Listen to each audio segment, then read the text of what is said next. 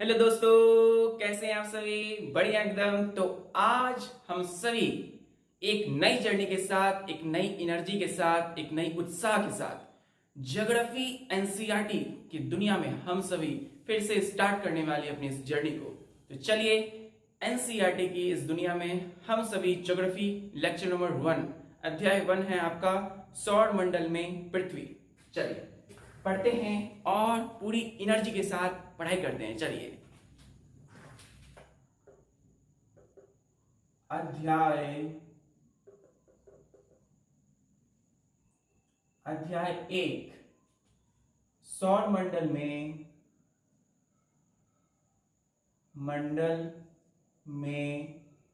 पृथ्वी। तो ये सौर मंडल में पृथ्वी का क्या तात्पर्य है? सौर मंडल में पृथ्वी आप देख सकते हैं। आप जब कभी रात में यानी कि सूर्यास्त जब हो जाती है, तो सूर्यास्त होने के पश्चात उसके बाद आप रात में एक दो बिंदु के आकाश में जब देखते हैं, आप ऊपर जब देखते हैं आकाश में, जब सूर्यास्त जब रात हो जाती है, तो कई सारे जो है वहां पर कुछ बिंदुएं टिमटिमाती है। तो ये सारी वस्तुएं जो रात के समय चमकती है, आकाश में पाई जाती है। तो इन सारी जो वस्तुएं के बारे में जो हम भी पढ़ने वाले हैं, वे सभी किस में आते हैं? सौर मंडल में आते हैं, अर्थात सूर्य से रिलेटेड, यानी कि जो सौर परिवार होते हैं, है ना। तो सूर्य परिवार यानी कि सूर्य के परिवार जो होते हैं, सौर परिवार को हम लोग क्या कहते हैं? सौर मंडल कहते हैं। तो सौर मंडल में पृथ्वी अर्थात हमारी जो पृथ्वी है ना, जिस पर हम रहते हैं, एक ग्रह है ना। तो वह सौर मंडल का ही क्या है? तीसरा, यानी कि सूर्य। सौर मंडल में जो मुख्य केंद्रित जो है तारा है, वो क्या है? सूर्य है। चलिए हम लोग धीरे धीरे पढ़ते हैं। तो सौर मंडल, सबसे पहले हम लोग जानते हैं कि ये जो जियोग्राफी है, जियोग्राफी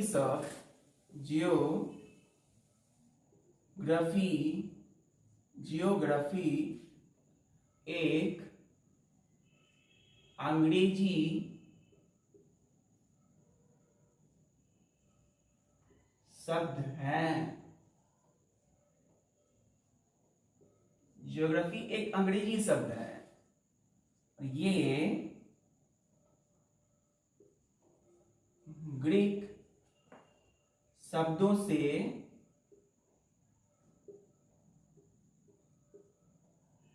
निकला है, जिसका अर्थ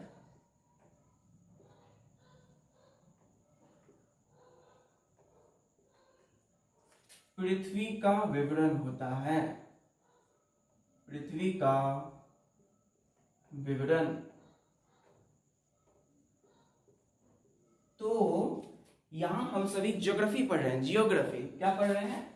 जियोग्राफी पढ़ रहे हैं हम लोग। तो यहां क्या लिखा हुआ है? जियोग्राफी एक अंग्रेजी शब्द है। जियोग्राफी क्या है? एक अंग्रेजी शब्द है। ये जो जियोग्राफी है, जियोग्राफी,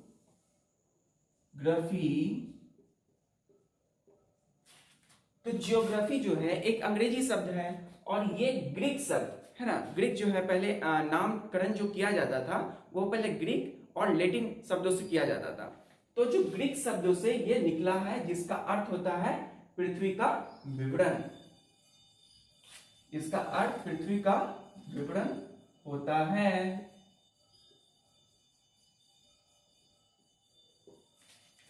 तो यहां पे जो जियोग्राफी हम लोग पढ़ते हैं, तो ये देखिए आप, ये ज्योग्राफी जो है दो शब्दों से मिलकर बना है, एक जियो, दूसरा ग्राफी। तो जियो मीन्स क्या होता है? पृथ्वी, अर्थ। क्या होता है? पृथ्वी। और ग्राफी मीन्स क्या होता है? ग्राफी मीन्स टू राइट, यानी लिखना। यानी कि पृथ्वी के बारे में अध्ययन करना, पृथ्वी के बारे में समझना, पृथ्वी के बारे में लिखना कुछ, है ना। पृथ्वी के बारे में जानकारी हासिल करना किसमें करते हैं हम लोग? उसे हम लोग जियोग्राफी कहते हैं। क्या कहते हैं? जियोग्राफी कहते हैं। तो ये जियो मीन्स होता है अर्थ, यानी पृथ्वी, और ग्राफी मीन्स क्या होता है? लिखना, लिखना। चलिए, इसके बाद जैसा कि हम लोगों ने जाना कि ज्योग्राफी जो शब्द है, ज्योग्राफी जियोग्राफी दो ग्रीक शब्दों से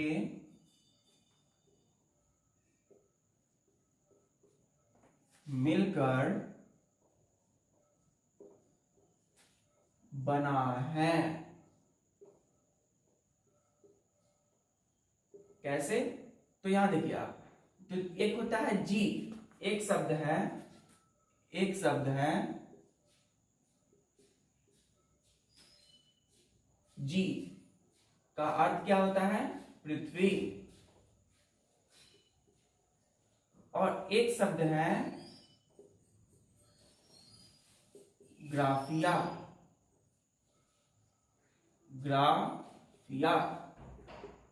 ग्राफिया मीन्स क्या होता है? लिखना।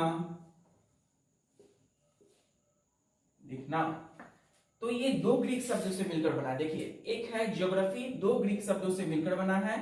एक होता है जी, पृथ्वी, और एक शब्द है ग्राफिया, लिखना, यानी कि पृथ्वी के बारे में लिखना, है ना, पृथ्वी की चीजों के बारे में, विषय में समझना। इन सारी चीजों को क्या कहते हैं हम लोग? जियोग्राफी कहते हैं। फिर है हम लोग कुछ और भी टर्म्स हैं, जैसे कि हमारी है जियोलॉजी।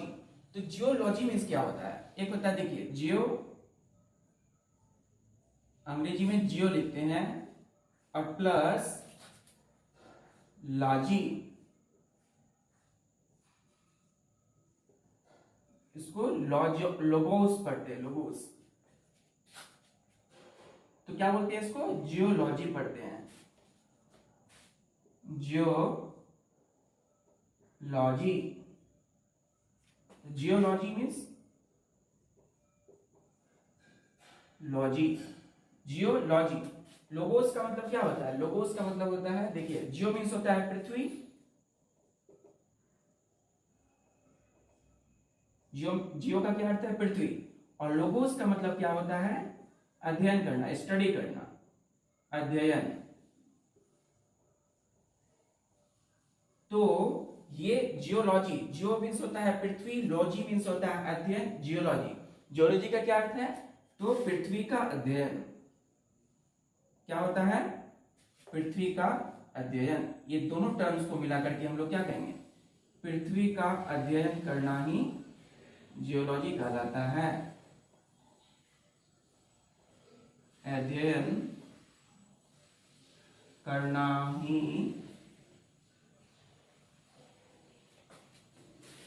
जियोलॉजी कहलाता है। लॉजी, पृथ्वी का अध्ययन करना ही जियोलॉजी कहलाता है। तो जियोलॉजी क्या है? स्टडी ऑफ अर्थ, है ना, पृथ्वी का अध्ययन करना, उसी को हम लोग जियोलॉजी कहते हैं। चलिए, पहला एक टर्म समझ में आ गया। अब हम लोग आते हैं नेक्स्ट टर्म पे। इसको हम लोग कहते हैं कि पृथ्वी का मापन। पृथ्वी के मापन का अध्ययन को क्या कहते हैं? जियोमेट्री कहते हैं। जियोमेट्री,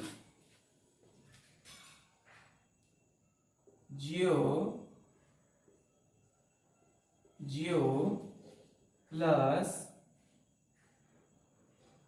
मैट्री, इसको हम लोग मैट्रिया करते हैं। मैट्रिया क्या होता है?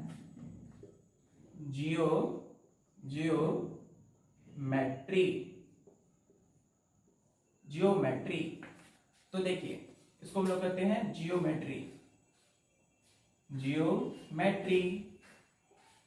तो जियो जो है, ये जो जियो है, इसका मीन्स क्या होता है? पृथ्वी। जी मीन्स पृथ्वी। और ये जो मैट्री है, इसका मीन्स क्या होता है? इस शब्द का अर्थ है मापन। इस शब्द का अर्थ है मापन। तो क्या अर्थ हो गया इसका? पृथ्वी के मापन का अध्ययन ही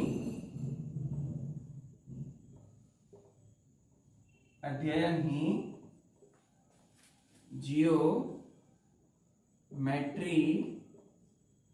कहलाता है।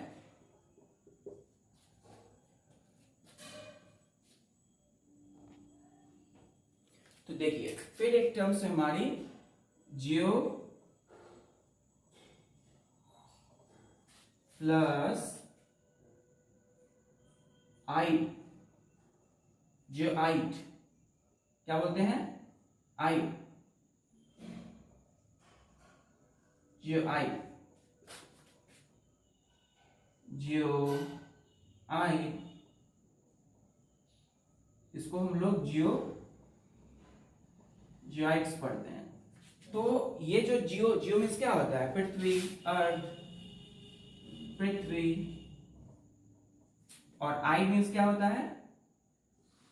आई मीन्स उसके, पृथ्वी के जो आकार के अनुरूप, यानी पृथ्वी की जो संरचना है, पृथ्वी की जो शेप्स होते हैं, वो सब किसे पढ़ते हैं हम लोग? जियोआइट्स पढ़ते हैं। पृथ्वी के आकार, आइट्स मीन्स क्या है?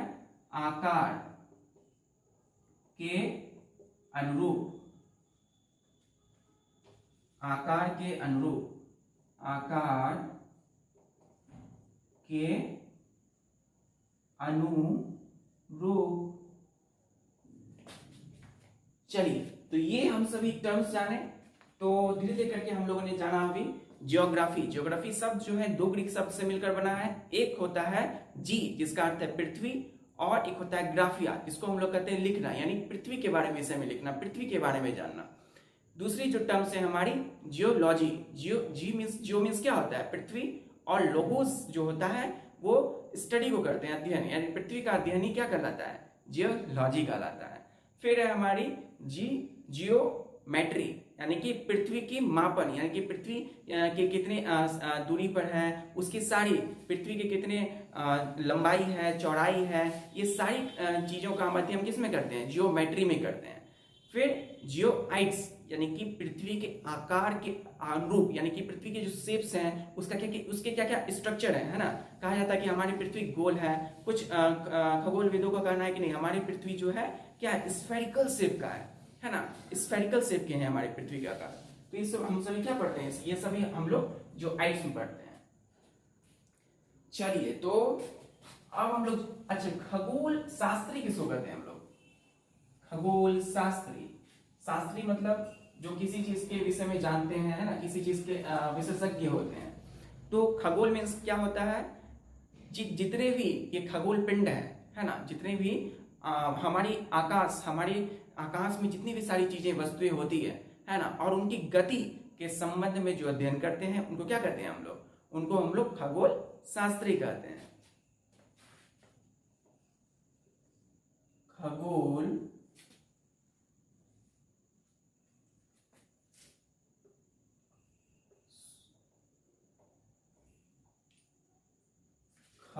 शास्त्री, खगोल शास्त्री। देखिए नाम से यह स्पष्ट है, खगोल शास्त्री। तो जो खगोलीय पिंडों और उसकी गति का अध्ययन करते हैं, उसे खगोल शास्त्री कहते हैं।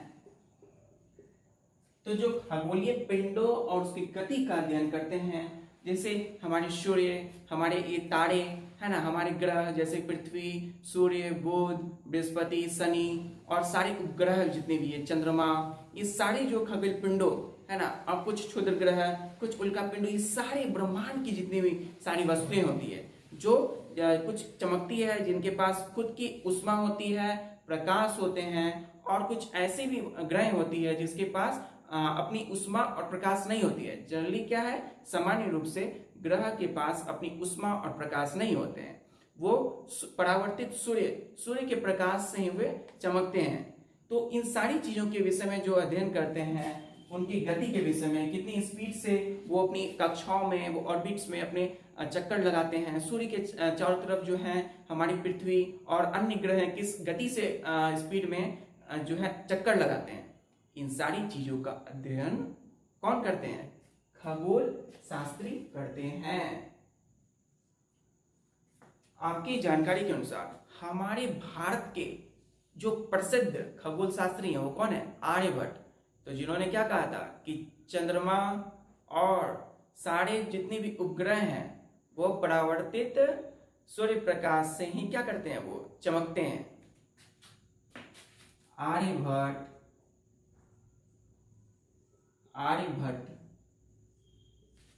प्राचीन भारत के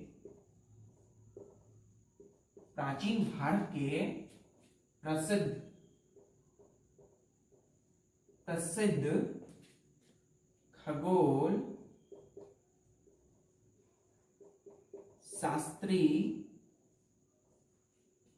शास्त्री थे। उन्होंने कहा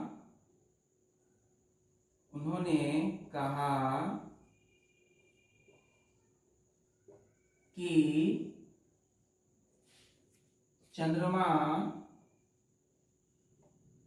और उपग्रह परावर्तित सूर्य प्रकाश से चमकते हैं। परावर्तित सूर्य प्रकाश से चमकते हैं। तो सबसे पहले जो हमारे भारत के जो सबसे प्रसिद्ध खगोल शास्त्री थे, जिन्होंने खगोल पिंडों उसकी गति का अध्ययन किया, वो कौन थे? आर्यभट्ट। और उन्होंने क्या कहा कि चंद्रमा और उपग्रह जो है वो परावर्तित सूर्य प्रकाश से चमकते हैं। इसका मतलब क्या हुआ कि चंद्रमा जो है और जितनी भी सारे उपग्रह हैं उसके पास खुद की अपनी उष्मा यानी ताप और साथ ही साथ प्रकाश नहीं होते। वे सूर्य के जो प्रकाश होते हैं उनसे ही रिफ्लेक्ट परावर्तित होकर चमकते हैं।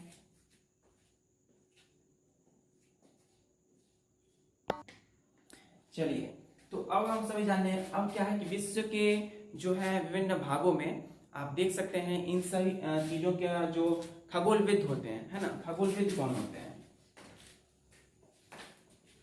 खगोलविद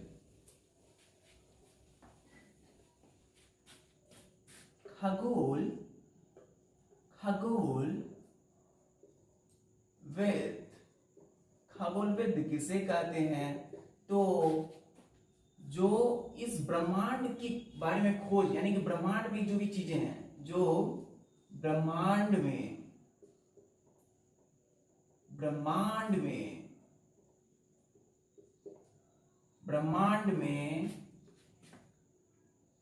उपस्थित तत्वों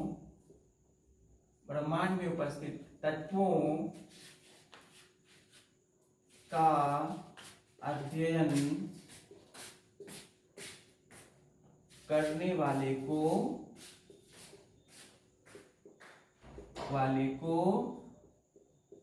खगोलविद कहते हैं। खगोलविद कहते हैं। तो खगोलविद किसे कहते हैं? जो ब्रह्मांड, इस यूनिवर्स में, है ना, जितनी भी सारे तत्व होते हैं, है ना, जो जितनी भी आप देखते हैं चमकते हैं, चाहे सूर्य हो, चाहे वो तारा हो, या फिर जितने उपग्रह हैं, चंद्रमा है, जितनी भी सारी चीजें हैं, तत्व जो चमकते हैं, और भी अभी ब्रह्मांड में जितनी भी सारी वस्तुएं हैं जिनका पता अभी तक नहीं चल पाया है, उन ब्रह्मांड के रहस्यों का पता भी कौन लगाते हैं? यही खगोलविद लगाते हैं। तो खगोलविद जो है ब्रह्मांड के बारे में, ब्रह्मांड के रहस्यों का भी खोज करते हैं, पता लगाते हैं। पौराणिक रोमन कहानियों में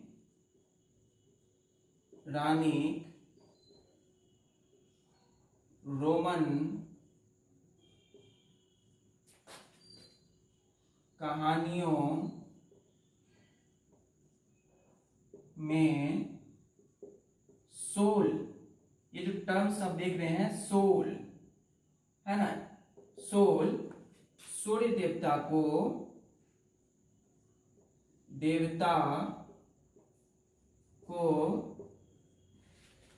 कहा जाता है। तो पौराणिक यानी कि हमारी पौराणिक पहले से जो भी चीजें है ना, प्राचीन समय से रोमन कहानियों में ऐसा कहा जाता है कि जो सोल है, सोल, ये जो सोल शब्द है, सोल शब्द किसे कहा जाता है? तो सोल शब्द सूर्य देवता को कहा जाता है। सौर शब्द का शाब्दिक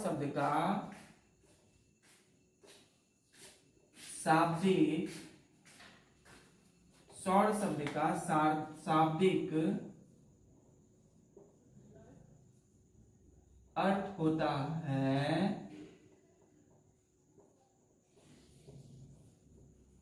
है सूर्य से संबंधित। तो ये जो सौर है, ये जो सौर शब्द है, इसका शाब्दिक अर्थ क्या होता है? सूर्य से संबंधित। क्या है? सूर्य से संबंधित। चलिए, इसीलिए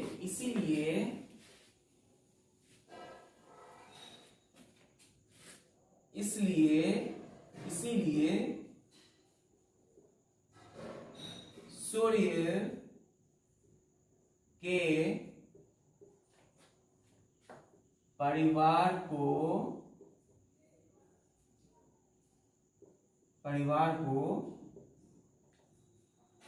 सौर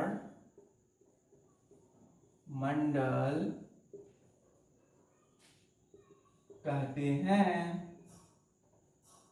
सौर मंडल कहते हैं। तो इस सूर्य के जो परिवार होते हैं उसको क्या कहते हैं? सौर मंडल कहते हैं। तो सौर शब्द का शाब्दिक अर्थ होता है सूर्य से संबंधित, इसीलिए सूर्य के परिवार को सौर मंडल कहते हैं। सौर का शाब्दिक अर्थ सूर्य से संबंधित, मंडल मीन्स उसके जो एक देखिए, एक क्या है कि एक परिवार है, उनके जितने भी सदस्य होंगे तो क्या करते हैं, तो एक मंडल हो जाता है, एक समुदाय हो जाता है। उसी तरह सौर मंडल यानी कि हमारी जो सोलर सिस्टम है, सोलर सिस्टम यानी कि सूर्य और उसके परिवार है ना। परिवार में कौन कौन आएंगे सूर्य के? जैसे ग्रह आते हैं हमारी, बुध, शुक्र, पृथ्वी, मंगल, बृहस्पति, शनि, यूरेनस, नेपच्यून, ये सारे 8 ग्रह और उपग्रह। जैसे हमारी पृथ्वी के पास केवल एक उपग्रह है, चंद्रमा। और फिर कई जो है खगोलीय पिंड और उल्का पिंड, ये सब क्या है? तो सूर्य के क्या है? परिवार कहलाते हैं। तो इन सभी को क्या कहते हैं हम लोग? एक सिस्टम, एक सोलर सिस्टम कहते हैं। चलिए, तो क्या कहते हैं इसको हम लोग? सोलर सिस्टम कहते हैं। देखिए, सोलर सिस्टम यानी कि सौर मंडल,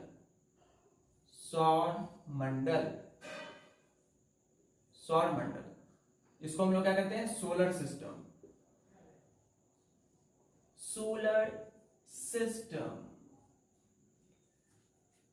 देखिए यहां पे, ये सपोज ये जो है आपकी सूर्य है, क्या है? ये सूर्य देवता है, इसको हम लोग सूर्य कहते हैं।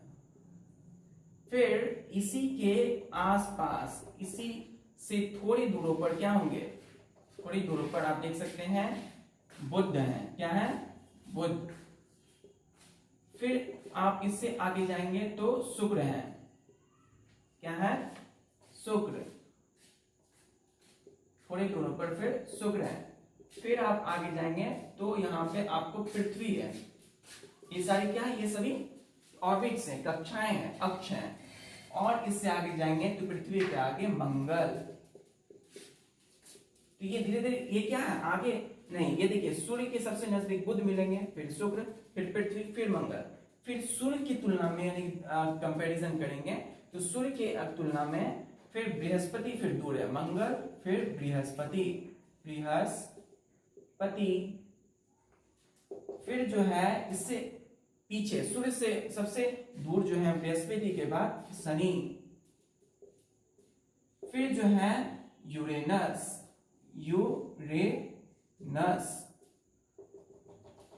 फिर क्या है नेपच्यून।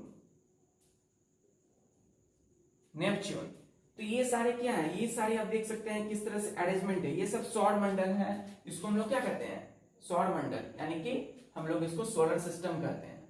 तो आप देख सकते हैं सोलर सिस्टम हमारे इस तरह से अरेंजमेंट में रहता है। सौर मंडल अर्थात सोलर सिस्टम। तो देखिए ये क्या है, ये आप देख सकते हैं कि सूर्य यानी कि सन है ना, इस सन के पास अपनी उष्मा व प्रकाश होती है। लेकिन इन सारी ये सब क्या है, ये सारी ये बुध शुक्र पृथ्वी ये सब क्या है, 8 ग्रह है ना, ये सब क्या है 8 ग्रह। और ये सब अपनी कक्षा में सूर्य का जो है इधर से भी रहता है, फिर इधर से फिर ये जो है, तो इस सूर्य के चारों ओर क्या करते हैं, चक्कर लगाते हैं। ध्यान से देखिएगा, सूर्य जिसके पास अपनी उष्मा और प्रकाश यानी लाइट होती है। फिर ये सारे जो बुध हैं, शुक्र हैं, पृथ्वी है, मंगल, देखिए बुध जो है शुक्र के सबसे नजदीक है ना, और शुक्र जो है फिर उसके बाद है, तो बुध सबसे नजदीक है, फिर पृथ्वी है ना तीसरी, पृथ्वी है दूरी पर, फिर मंगल है, फिर बृहस्पति है, शनि है, यूरेनस है, फिर नेपच्यून है। तो ये 8 ग्रह के पास अपनी उष्मा और प्रकाश नहीं होते हैं, इसलिए ये सूर्य से क्या करते हैं, उष्मा और प्रकाश लेते हैं, है ना। तो आप देख सकते हैं, और ये सारे के सारे जितने भी ग्रह हैं ये सूर्य के चारों ओर क्या करते हैं, परिक्रमा करते हैं, चक्कर लगाते हैं। तो जो हमारी ये जो ग्रह है, ये प्लैनेट, ये क्या करते हैं, सूर्य के चारों ओर चक्कर लगाते हैं। और ये जो सूर्य है ये हमारे सौर मंडल में केंद्र में स्थित है। कहां पे है, सेंटर में। तो आप देख सकते हैं ये कहां पे है, ये सेंटर में स्थित है, सेंटर में। ये सूर्य सेंटर में स्थित है। उष्मा प्रकाश अपनी होती है, गर्म गैस के बने होते हैं, सेंटर में होते हैं। 8 ग्रह के पास अपनी उष्मा प्रकाश नहीं होते हैं। ये ग्रह सिर्फ सूर्य के चारों ओर चक्कर लगाते हैं और कुछ और अपनी अपनी अक्ष पे अपनी अपनी कक्षा में सूर्य के चारों ओर चक्कर लगाते हैं। तो अब सोचिए कि आखिर ये चक्कर लगाते कैसे हैं। क्योंकि सूर्य जो है इसकी जो खिंचाव बल है, इसको हम लोग कहते हैं फोर्स ऑफ अट्रैक्शन, है ना, किसी चीज को खींचने की ताकत, है ना। तो आप देखते होंगे जिस तरह से ये देखिए, ये बीच में आप ये से देखिए, सेंटर पे देखिए, सेंटर पे आज आप स्ट्रक्चर ऑफ एटम जब पढ़ेंगे तो एटम के जब हम टुकड़े करते हैं, इलेक्ट्रॉन, प्रोटॉन, न्यूट्रॉन को, तो फिर आप देखते हैं प्रोटॉन्स और प्लस जो न्यूट्रॉन होते हैं, क्या होते हैं, न्यूट्रॉन, इस पे क्या होते हैं प्लस, प्रोटॉन पे प्लस और न्यूट्रॉन पे कोई चार्ज नहीं। तो इसके जो चारों ओर है आप देख सकते हैं कि इलेक्ट्रॉन क्या करती है, इलेक्ट्रॉन घूमती है, इलेक्ट्रॉन। तो इलेक्ट्रॉन जो है वो नेगेटिवली चार्ज पार्टिकल्स है। इलेक्ट्रॉन क्या है, negatively charge particles. Electron is a negatively charge particles. तो आप देख सकते हैं इलेक्ट्रॉन एक नेगेटिव चार्ज पार्टिकल्स है। इलेक्ट्रॉन यहाँ घूम रही है, फिर यहाँ इलेक्ट्रॉन इसके चारों तरफ negative charge particles, negative charge particle, negative charge particles. तो ये इलेक्ट्रॉन आगे घूमती कैसी है, क्योंकि इसके पास फोर्स ऑफ अट्रैक्शन होती है ना। तो फोर्स ऑफ अट्रैक्शन एक ऐसा खिंचाव बल जिसको कहते हैं, है जो कोई भी चीज जब चक्कर लगाती है तो उसके सेंटर में जो होती है उसी के पास ये फोर्स ये बल होती है, जिससे चारों तरफ घूमने वाली चक्कर लगाने वाली चीजों को अपनी ओर खींचती है ताकि वो बाहर ना जाए, है ना। उसी तरह ये सूर्य के पास भी अपना एक खिंचाव बल है, फोर्स है। उस एनर्जी को जो है उसी एनर्जी से ये सभी ग्रह क्या करते हैं, इस सूर्य के चारों ओर चक्कर लगाते हैं। ठीक है, चलिए अब हम लोग देखने वाले हैं सौर मंडल के विषय में। तो सौर मंडल में क्या क्या होती है? सूर्य, ग्रह, उपग्रह। सौर मंडल, सौर मंडल क्या? तो सौर मंडल, तो सूर्य, ग्रह, उपग्रह और अन्य खगोलीय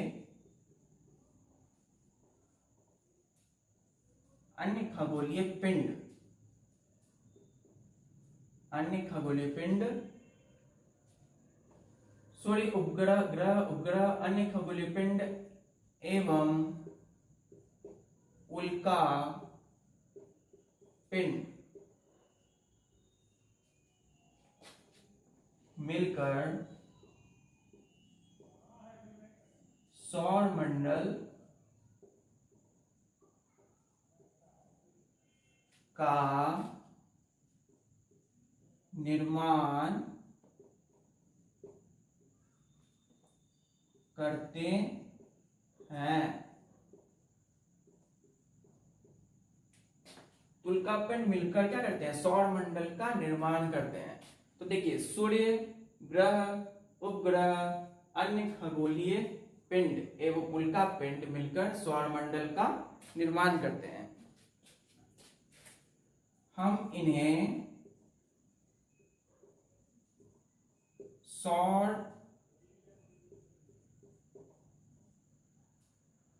का परिवार नाम देते हैं। हम इन्हें सौर का परिवार नाम देते हैं, जिसका मुखिया कौन होता है? जिसका मुखिया यानी कि जो सभी को हैंडल करे। हमारे परिवार के जो मुखिया होते हैं कौन होते हैं? किन्हीं के क्या होते हैं? माता हो सकते हैं, पिता हो सकते हैं। तो पिता ही हमारे क्या होते हैं? घर के मुखिया होते हैं, यानी कि घर को चलाने वाले, घर को हैंडल करने वाले। तो माता पिता हमारे अभिभावक, हमारे क्या है? मुखिया है। तो हमारी सारा कंट्रोलर यानी कि हमारी जितनी भी सारी काम है वो कौन देखते हैं? माता पिता। तो हम इन्हें सौर परिवार का क्या कर नाम देते हैं, जिसका मुखिया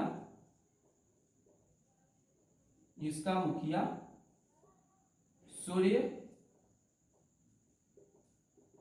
होता है। इसका मुखिया कौन होता है? सूर्य होता है। तो आप फिर देखिए, अब हम लोग चूंकि सौर मंडल पढ़ रहे हैं तो उसके में हम क्या जाने? सूर्य, ग्रह, उपग्रह, अन्य खगोलीय पिंड, उल्का पिंड मिलकर सारे क्या मिलते हैं? सौर मंडल का निर्माण करते हैं, और जिन्हें हम सौर परिवार का नाम देते हैं। इनका मुखिया सूर्य होता है। तो अब हम लोग धीरे धीरे सूर्य के विषय में जानेंगे। चलिए, सूर्य, सूर्य मतलब इस सौर मंडल का मुखिया, सोलर सिस्टम का मेन गाइडर इसको कहते हैं। सूर्य सौर मंडल का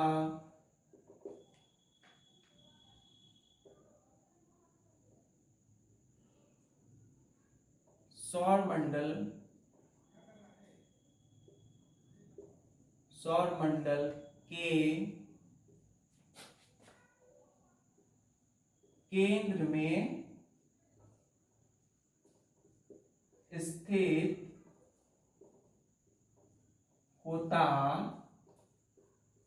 है। सौर मंडल के केंद्र में स्थित होता है। फिर क्या है कि ये सूर्य ये आकार में बड़े होते हैं और गर्म गैसों के बने होते हैं।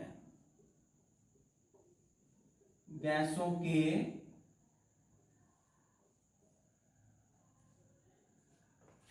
बने होते हैं।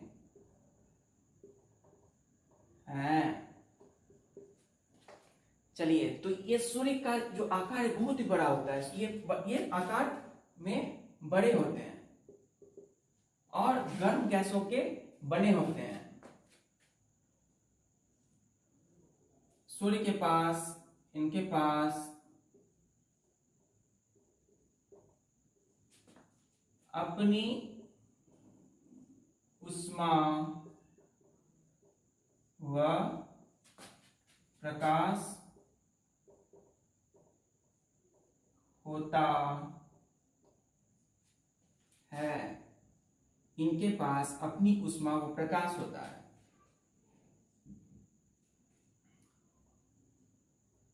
साथ ही जितने भी और अन्य जितनी भी सारी वस्तुएं हैं वे सूर्य के ही उष्मा प्रकाश से चमकते हैं।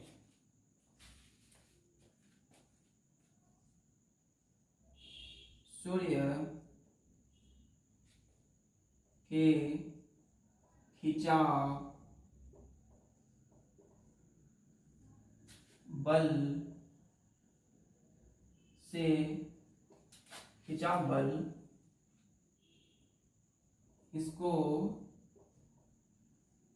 अन्य पिंडों से जोड़े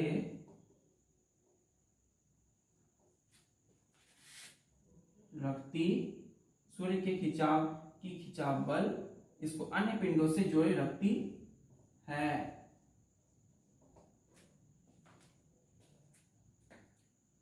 चलिए, तो देख सकते हैं जिसके पास जितनी ऊर्जा, उष्मा और प्रकाश होगी वही क्या कर सकता है, दूसरों को भी उष्मा और प्रकाश दे सकता है। तो जिसके पास जितनी उष्मा, जितनी एनर्जी होगी, आपके पास भी जितनी भी ऊर्जा, जितनी भी उष्मा, प्रकाश है, वो औरों के भी जीवन में दें। जैसे कि आपके पास जितने भी ज्ञान है वो औरों को भी आप दे सकते हैं। आपके पास जितनी भी जो भी प्रकाश की चीजें है ना, आप जो भी दूसरों को मदद कर सकते हैं वो मदद कीजिए। यानी कि हमें हमेशा काइंड पर्सन बनना चाहिए, है ना। हमें हमेशा दूसरों की मदद करने का इतना जज्बा हमारे अंदर होना चाहिए कि हम दूसरों को मदद कर सकें, है ना। हमारा जीवन व्यर्थ है यदि हम दूसरों को मदद नहीं करें। इसीलिए हमारे अंदर इतनी तो ऊर्जा, इस सूर्य की तरह इतनी तो हमारे अंदर प्रकाश है कि हम दूसरों को जीवन में भी उन्नति लाएं, दूसरों के जीवन में भी प्रकाश लाएं और उनको भी मदद करें किसी भी एडवर्स सिचुएशन में। चलिए, हमें हमेशा क्या बनना है, सूर्य की तरह हमेशा चमकते हुए बनना है, चमकते हुए रहना है। सूर्य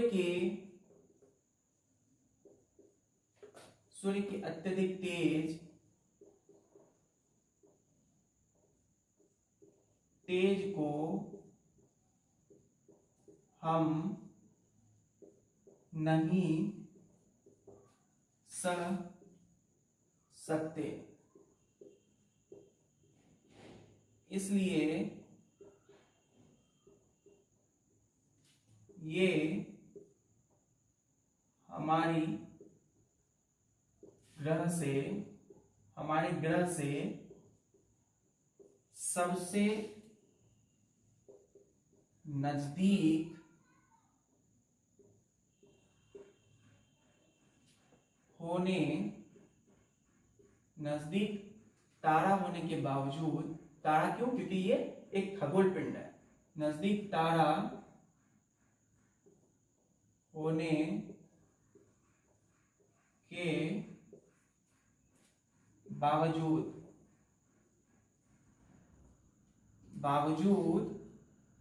ये बहुत दूर होते हैं। मतलब ये हमारी ग्रह से के सबसे मतलब नजदीक है। तो अब देख सकते हैं, पहले बुध है, फिर शुक्र, फिर पृथ्वी। हमारी पृथ्वी सूर्य से तीसरे नंबर पे आती है, तो सूर्य सबसे नजदीक तारा है, लेकिन फिर भी इसकी जो तेज को हम नहीं सह सकते हैं, इसलिए ये बहुत ही दूर प्रतीत होती है, बहुत ही दूर प्रतीत होती है। और इसके ताप को, इसके गर्म को हम क्या कर सकते हैं, नहीं सह सकते हैं। सूर्य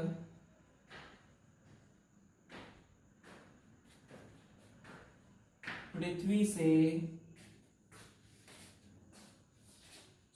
से कितनी दूरी है पर है, तो 15 करोड़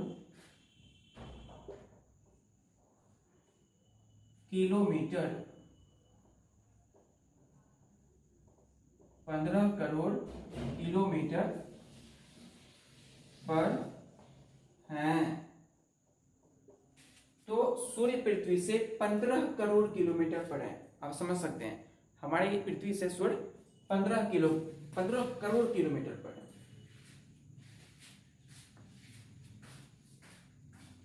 अब हमारी जो ग्रह है, सूर्य के बाद जो सौरमंडल का निर्माण करती है, जो मदद करती है उसके निर्माण में, वो है ग्रह।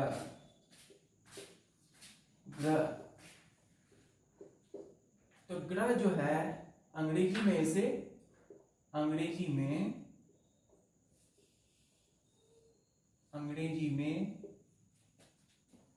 प्लैनेट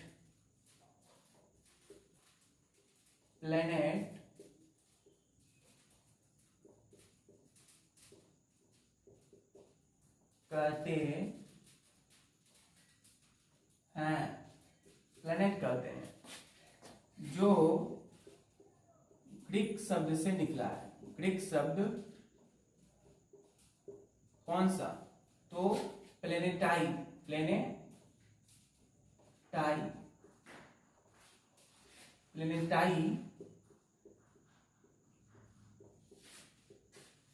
से निकला है,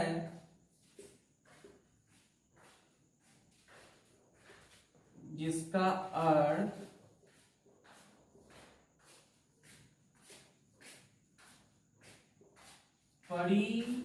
मतलब स्वयं से भ्रमण, यानी कि भ्रमण करने वाले। तो परिभ्रमण अर्थात चारों ओर चक्कर लगाने, अर्थात चारों ओर चक्कर लगाने वाला। तो परिभ्रमण का क्या अर्थ है? चारों ओर चक्कर लगाने वाला। तो अंग्रेजी जो है ग्रह की अंग्रेजी क्या होती है? प्लैनेट कहते हैं इसको अंग्रेजी में, जो कि एक ग्रीक शब्द है। यहाँ क्या है? ग्रीक शब्द है, प्लेनेटाई है। प्लेनेटाई।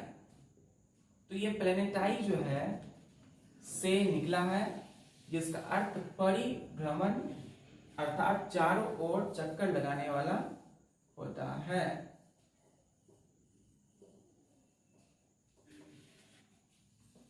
चलिए, इस ग्रह के पास इसका अपना ऊष्मा व प्रकाश नहीं होता है। तो इसका अपना कोई ऊष्मा या प्रकाश नहीं होता है। इसका अपना कोई ऊष्मा या प्रकाश नहीं होता है। तो कैसे करते हैं? तो ये सूर्य के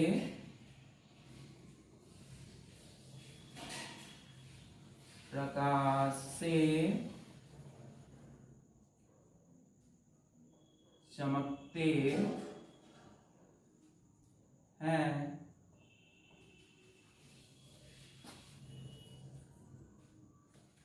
चलिए, अब क्या है कि ये ग्रह जो है ये 8 होते हैं सौरमंडल में। ग्रह पूरी एनर्जी के साथ ग्रह। तो सौरमंडल में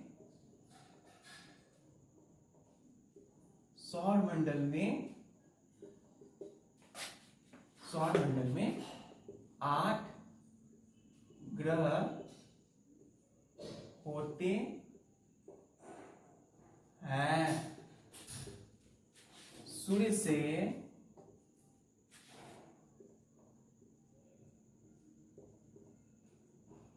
इनकी दूरी, यानी सूर्य से ये कितनी दूर है, सूर्य से इनकी दूरी के आधार पर, सूर्य से इनकी दूरी के आधार पर, सूर्य से इनकी दूरी के आधार पर है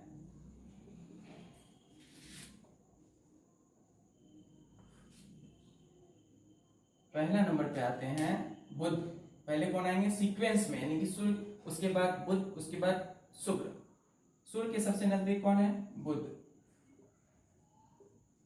फिर है शुक्र, फिर है, आप देखिए इस तरह से सीक्वेंस याद रखिए, पहला बुध, दूसरा शुक्र, तीसरा पृथ्वी, चौथा मंगल, पांचवा बृहस्पति, बृहस्पति, छठा शनि, सातवां यूरेनस, आठवां नेपच्यून।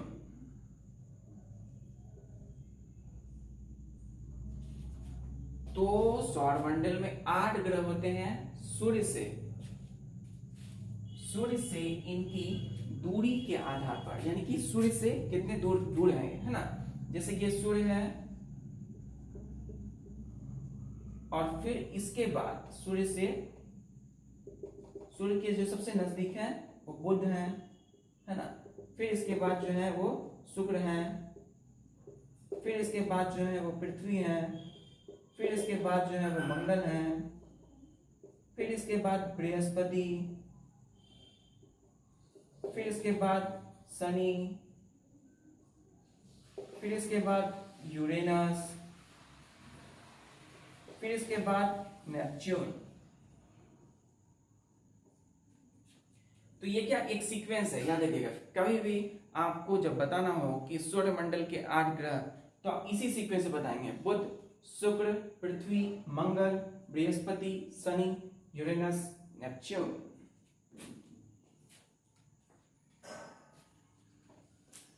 और सूर्य से दूरी के आधार पर,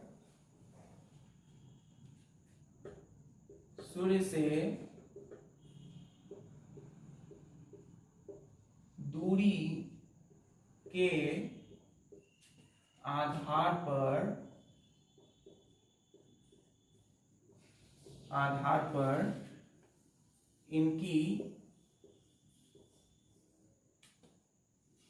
इनके जो क्रम है, इनके क्रम, सूर्य से दूरी के आधार पर इनकी अंग्रेजी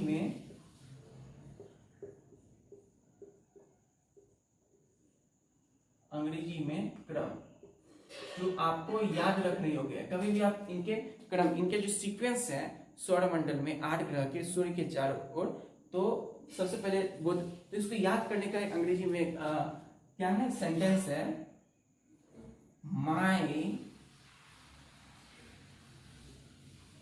efficient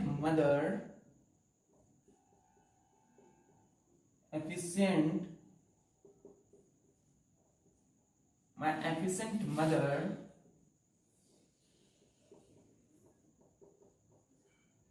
just serve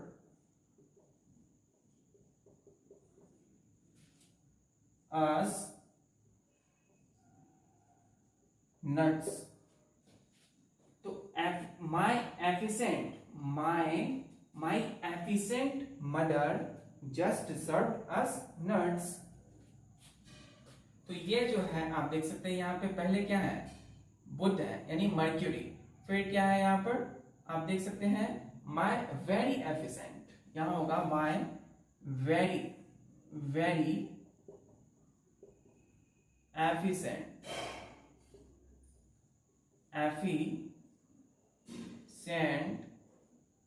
my very efficient mother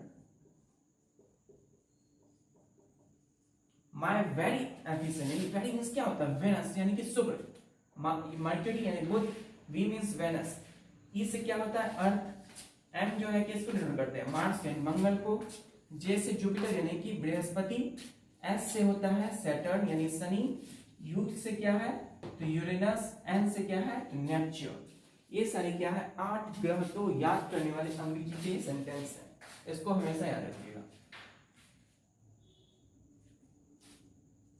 M mercury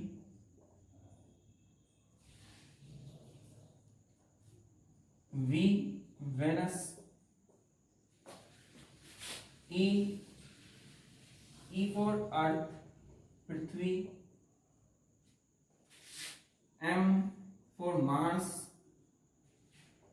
ठीक है यहाँ कंफ्यूजन मत कीजिएगा यहाँ एम जो है सबसे पहले है मर्क्यूरी यानी कि बुध है फिर देख सकते हैं आप मार्स फिर क्या है जे यानी कि जुपिटर फिर आप देखिए यहाँ पे एस जो है सैटर्न यानी शनि है और यू जो है यूरेनस एन फॉर नेपच्यून तो my very efficient mother just serve us nuts तो ये जो आप देख सकते हैं इसको हमेशा याद रखिएगा चलिए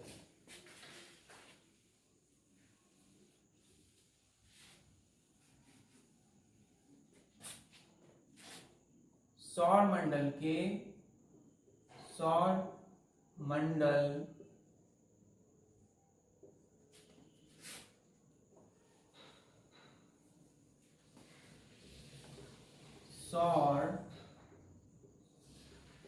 मंडल के 8 ग्रह एक निश्चित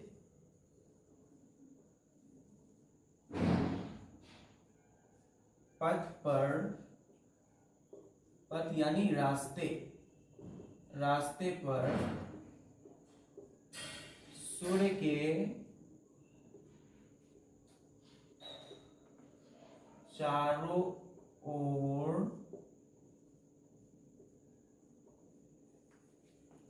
चक्कर लगाते हैं तो सौर मंडल यानी कि हमारे सोलर सिस्टम में जितने भी 8 ग्रह हैं ये एक निश्चित यानी फिक्स्ड रास्ते यानी कि पथ पर सूर्य के चारों ओर चक्कर लगाते हैं ये रास्ते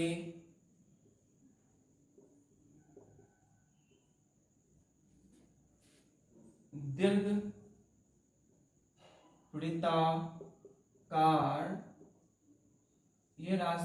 वृत्ताकार में फैले हुए हैं जो कक्षा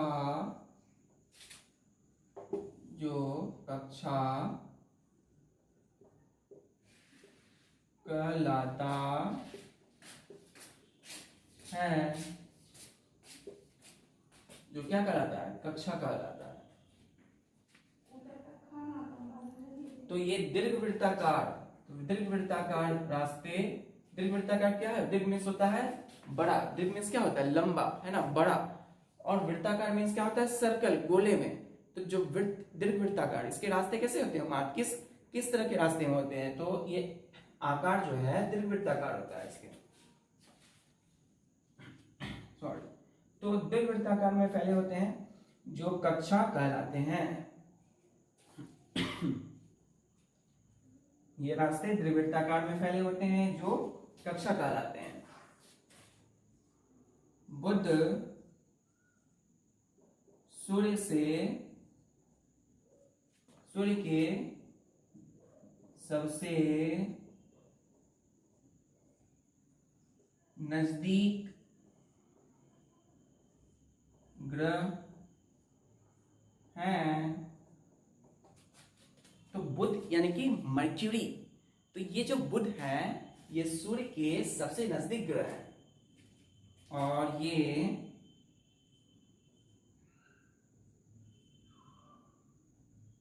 सूर्य के चारों ओर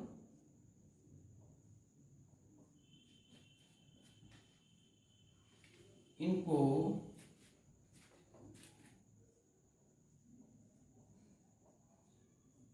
सूर्य के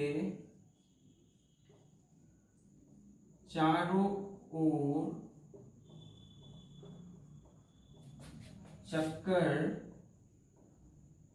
एक चक्कर, तो सूर्य के चारों ओर एक चक्कर यानी कि एक परिक्रमा, एक चक्कर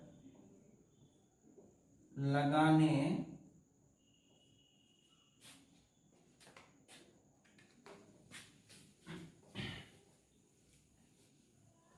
इनको सूर्य के चारों ओर एक चक्कर लगाने में केवल 88 दिन का समय लगता है। तो जो बुध ग्रह है वो सूर्य के सबसे नजदीक है और ये जो सूर्य के एक चक्कर को पूरा करने में इनको केवल 88 दिन का समय लगता है। शुक्र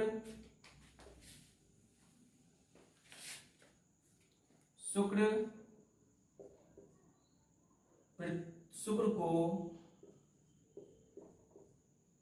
पृथ्वी का जुड़वां ग्रह